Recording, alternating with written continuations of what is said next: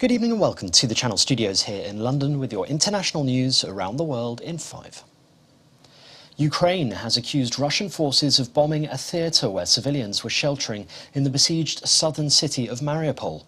The city's deputy mayor said that between 1,000 and 1,200 people had sought refuge in the building. Despite the scene of devastation, it's thought nearly everyone in there survived the attack. Here, a photo of the theatre before the bombing, the words children clearly written on either side of the building. But Russian casualties are rising too. Here, drone footage of a tank being targeted in the same city. As the smoke clears, a Russian soldier seen running from the tank to safety before it's hit again. The US estimates that 7,000 Russian troops have died so far. Moscow says it's fewer than 500.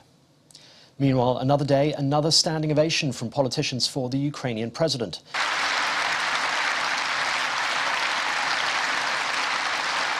This time speaking to the Bundestag by video link. Invoking the fall of the Berlin Wall, Vladimir Zelensky urged German Chancellor Olaf Scholz to tear down what he called a wall between free and unfree Europe and stop the war in Ukraine. Support freedom, support Ukraine, stop the war, he said. The Kremlin has described the US president's description of Vladimir Putin as a war criminal as unacceptable and unforgivable. Criticising the move, Dmitry Peskov said Joe Biden's words were likely to escalate diplomatic tensions even further. You asked me whether I was called... Oh, I think he is a war criminal. Mr. Biden delivered the remark off the cuff in response to a reporter's question at the White House. It is the first time he has used such language to condemn President Putin, and the White House later said he was speaking from his heart.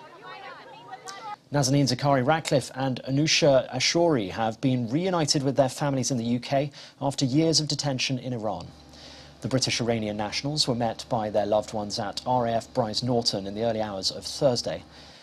Mrs. Zaghari-Ratcliffe's 7-year-old daughter, Gabriella, rushed to hug her mother, who she had not seen in years.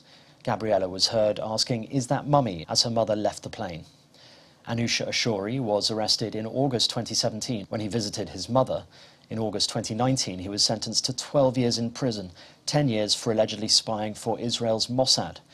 Britain's Foreign Minister, Liz Truss, welcomed them both after years of detention in the country. Well, first of all, it's fantastic to see Anousheh and Nazanin come off the plane safely back in Britain for the first time in years, and that is truly fantastic for everybody, and I think everybody across the country understands that.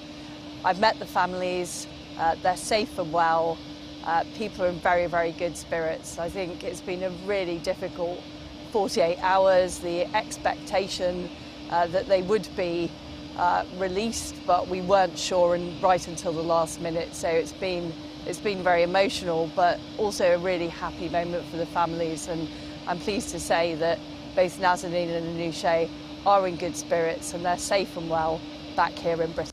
State media in Iran says 29 of 30 crew members of a UAE-flagged cargo ship that sank in the Gulf amid high winds have been rescued. An operation was continuing to find the one missing sailor, an emergency response official told IRNA news agency. 2 rescue vessels and helicopters were dispatched after the Al Salmi 6 went down about 48 kilometers from the port of Asalia. Aerial footage shows a derailed high-speed bullet train on a bridge in northeastern Japan following a powerful earthquake overnight, which has killed 4 people. According to the public broadcaster NHK, 16 of the 17 cars had jumped the track when the magnitude 7.4 tremor struck shortly before midnight, but none of the passengers on board were hurt.